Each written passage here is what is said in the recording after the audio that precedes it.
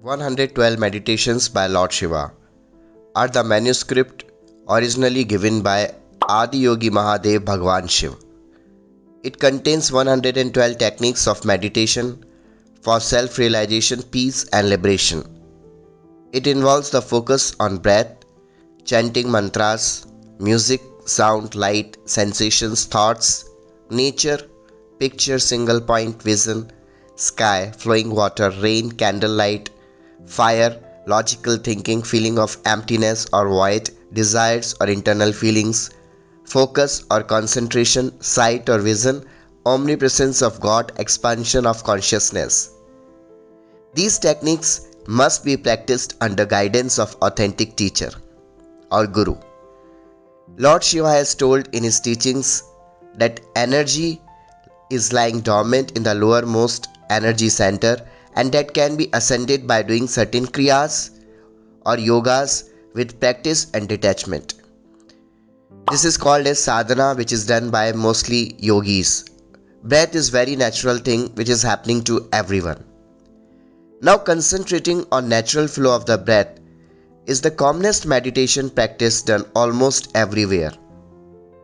In Buddhist scripture it is termed as anapanasati. This type of meditation has been told by Lord Shiva in his teachings. It is very much scientific. Our flow of the breath controls emotions and thoughts and vice versa. Watching breath naturally or regulating the rhythm of the breath by doing pranayama can give immense peace and control of thoughts. One can learn to live in the present moment by practicing natural breath concentration. One can flow its mind with flow of the breath. One can watch breath as a spectator, coming in, then some gap, going out, then some gap. So, focusing like this without getting disturbed much by thoughts, one can attain peace, better self-control and inner bliss. Lord Shiva has mentioned in his teachings that every human being has got immense potential to become divine if one practices the dhyana or kriya with purity, patience and perseverance. There is no doubt about it. Body is culmination of mind and soul. This matter, that is body, is summation of mind, thoughts and energy. Matter or body, living or non-living, consists of small particles, that is atoms. As per Einstein's equation also, energy equals multiplication of mass and square of velocity of the light. One's body is termed as living till the time it has got energy or consciousness within it. After losing this consciousness or energy or chetana, one becomes dead. Although non-living things also have energy with them, but with absence of consciousness they seem to be almost dead. Now Om is the universal sound, A-U-M. It is found by first letter A, which is like just by opening your mouth, U, which is maintaining that opening, and M, by closing the opening. Also it is denoted as God in sound form. A, which happens by opening of mouth depicting the originating of the world. U, which is maintaining this opening depicting the operating or maintenance of this world. And M, which is done by closing of mouth, depicts the destruction or the end. That end again gives rise to the next beginning. In the same way life originates, progresses, then ultimately decays to become one with the universe. That step ladder of the life also. One gets birth, grows into adult, then die as growing old naturally. So that cycle of the life and death. In the same way, Lord Shiva has told to recite this natural mantra Om, A-U-M, which is sometimes recited as Aum. It's very much scientific and it helps in expansion of consciousness and liberation of the soul. Energy can neither be created nor destroyed. It's only transformed from one form to another.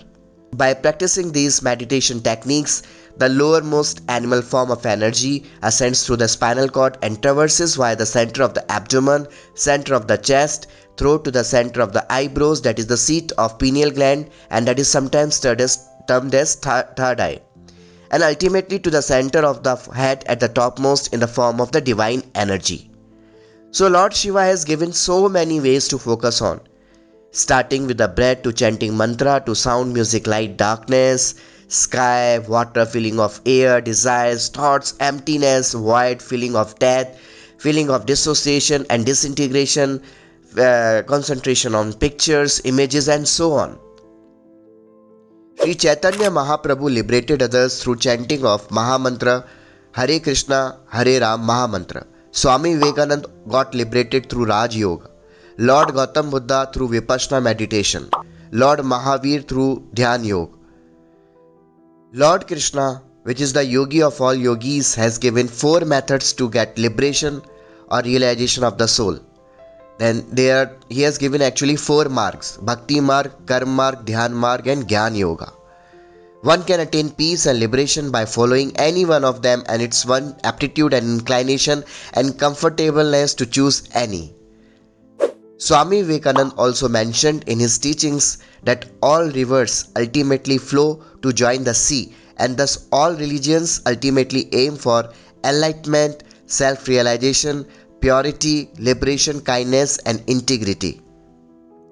Sir Nikola Tesla invented so many scientific legacies with thorough concentration, laser-sharp focus, meditative state of mind while working, conserving and using his own energy for raising his vibrations. His aura was having charismatic electromagnetic field around him. So energy can be used both for generating the new things or destructive behavior. It is up to you. It is the flow of the direction that decides its utility. In Bhagavad Gita, in Dhyan Yoga chapter 6, Lord Krishna has told the same thing as previously been told by Lord Shiva, that one can sit in cross-leg position on flat surface on ground and focus on the center of the forehead, that is area between the eyebrows, either by focusing on breath or chanting Om and then meditating on emptiness. Thus, with practice and detachment from sensual pleasures and desires, ultimate peace resides, more focus is attained, body gets charged with electromagnetic aura, one becomes more understandable, takes decision with power of the discrimination, remains same and equanimous and calm in all situations, attains unforgettable memory, that is sharp memory, and ultimately understand the essence of getting human life, that is one gets liberated. So one can do at least 30 minutes of meditation twice daily as routine life, and yogis do it almost 20 to 22 hours daily. After some time, yogi live in a state of 24/7 state of constant awareness even during their sleep. These techniques, if practiced under authentic guru or teacher, yield result very fast. Adiyogi Lord Shiva is the originator of the yoga and pranayam, and he has mentioned that if practiced them with pure heart and intentions, one cannot actually imagine the profound result and effects one can see in the last. So friends, may Lord Shiva give us the strength to overcome our failures and weakness and mistakes and convert them into realization of the true and best version of the self.